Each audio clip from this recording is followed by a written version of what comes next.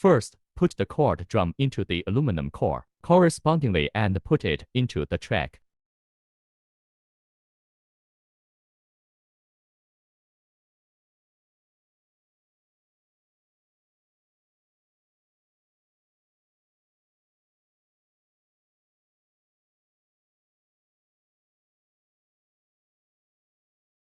Insert the head on the right side of the aluminum core, then insert the end caps on the left side.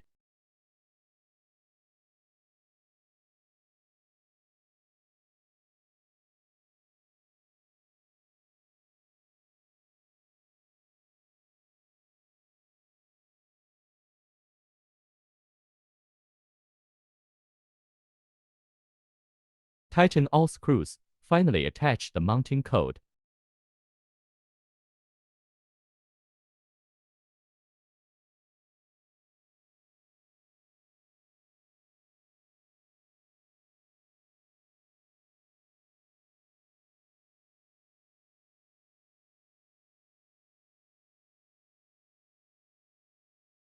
Test whether the product is smooth and the installation is complete. If there is no anomaly,